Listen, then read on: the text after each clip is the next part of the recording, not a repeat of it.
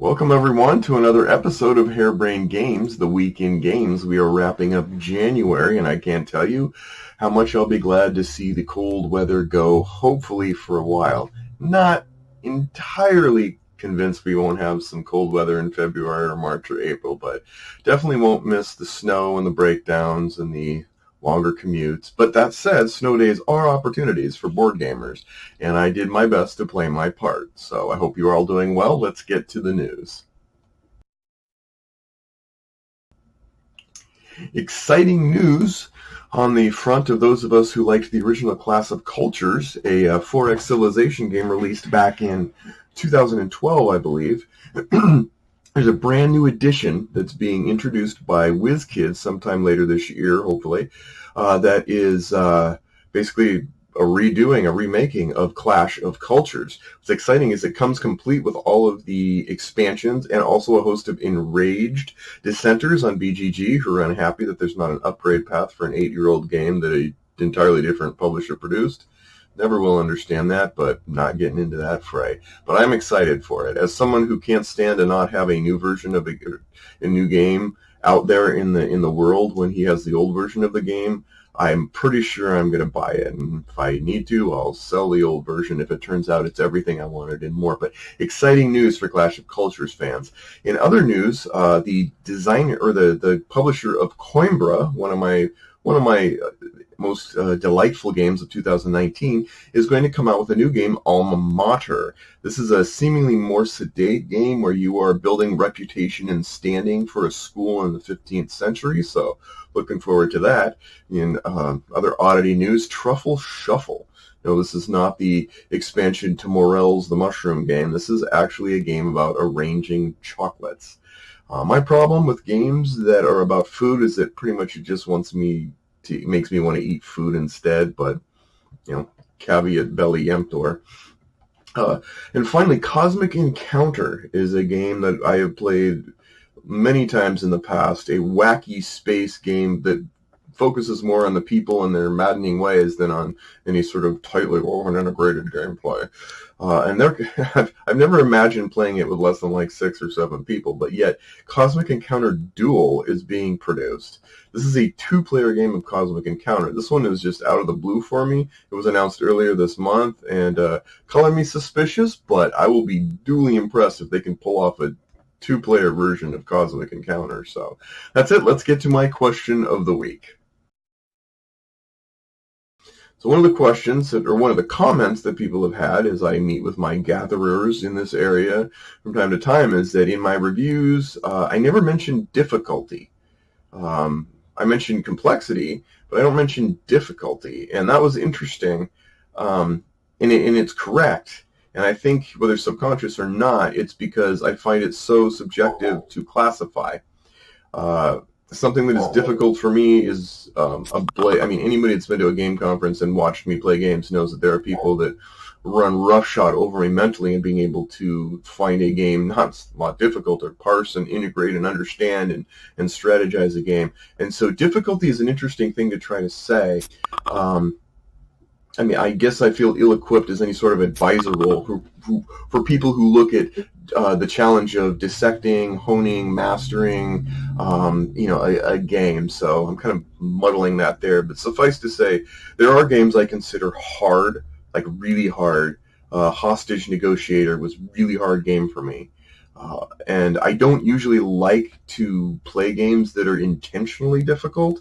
This is particularly true in solo gaming. I know a lot of people, but that's very separate. Some people, they play solo gaming and they want a difficult challenge. The challenge is what they're trying to overcome. I'm more of a meandering hobbit kind of like, I want the experience, I want a challenge, but I don't want a challenge that I can't feel like I can overcome.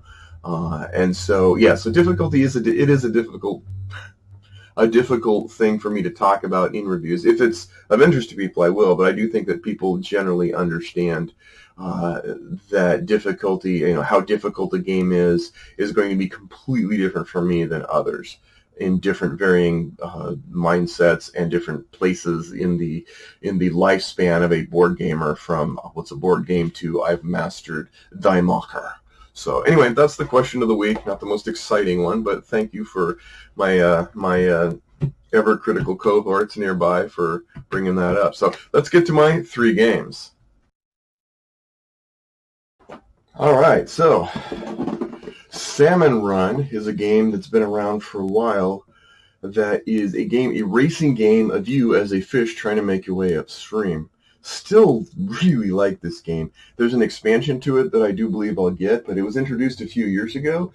It really is clever. You have to fight fatigue cards and kind of build out your deck with cards that help you move upstream and face challenges like bears or different rapids, etc. So Salmon Run, I don't know that it's around too much anymore. I would hope that someday Griffin Games would reprint it because I think it's surprisingly good sportsmanlike game. Next we have Shake Up. Shake Up. It's a game. It's a deck. It's called a reverse deck builder. What it really is you trimming out cards and trying to have the most money, or you're basically going against another corporation. You're trying to trim the fat, so to speak, upgrade your workers, and come out with the best deck. It's very weird. It's strange. There is a one-player game mode. It comes in a way where you have it actually comes with sleeves for the cards because you're going to be flipping them over. Like you upgrade a card, you flip it over, and the direction of the cards in your hand is important. So we'll find out more about that. And then, Combat Commander Pacific. I have the original Combat Commander Europe. I have Combat Commander Mediterranean, and I finally was able to get Combat Commander Pacific, which is my quest to get all of the Chad Jensen games. Rest in peace. Once again, we will miss Chad greatly, and I'm excited to have this installment of the game sent to me. So with that, let's get to Alphabet Soup. Okay, we're on L's, and L's was the opposite of K in that I had way too big a selection, and I had to be really, I had to trim some of my own fat on this mentally to try to get to where I see the best of, worst of, etc. So let's get to it. Let's not waste your time. Top of the lane game that starts with an L for me is Liberty or Death: The American Insurrection. That's basically an important game for me because it was one of the GMT games one of the first coin games that I ever really played exhaustively. And it is great because I played a lot of American War for Independence games. This one kind of takes the stance of you've got 4 different factions. You've got the Indians, you've got the Americans, the French, and the British, and they're all competing, and each one with different objectives and having to work together somewhat, not the French and the Americans more so, and the British and the Indians more so, but not so tightly that one of them winds up winning and leaving the other one in the dust.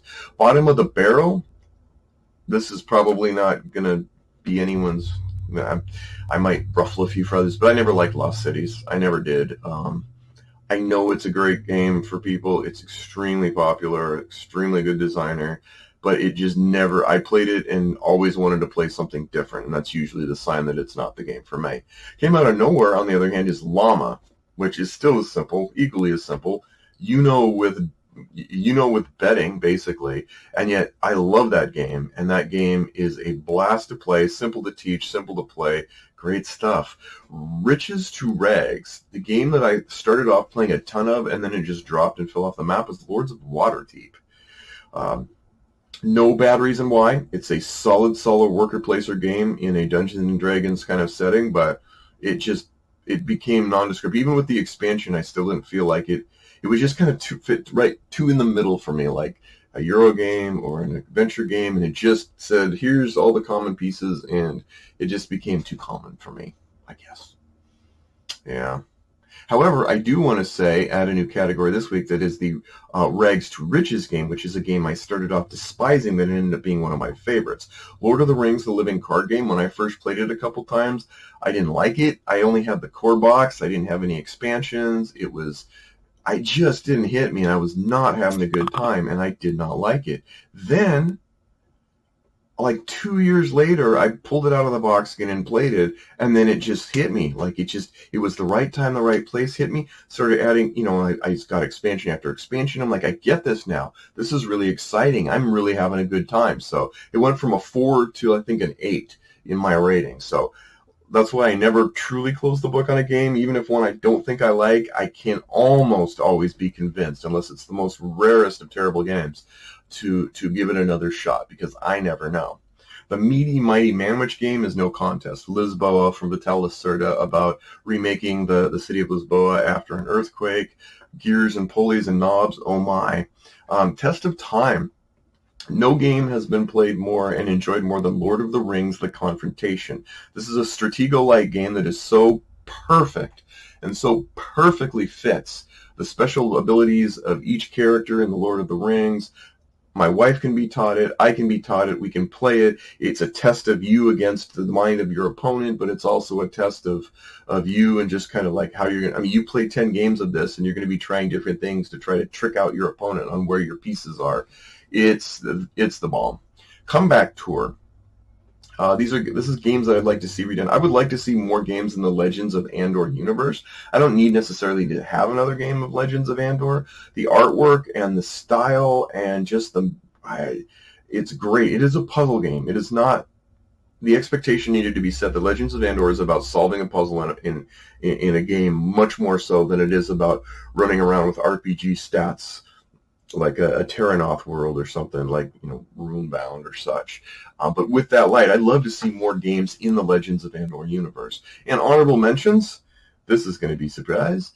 Theme, Legends of Andor. It has some great theme, and all 3 expansion. Like, I have all 3 of the boxes, and they are top-notch. And artwork, reward would definitely be Legends of Andor as well. So it kind of takes the cake right now as far as those last 3 categories. Definitely recommend it if you haven't given it a shot. I think I haven't played the digital version of it, so maybe that'll be cool too. Anyway, that's it. Thanks for joining in, and we'll see you next time on Harebrained Games.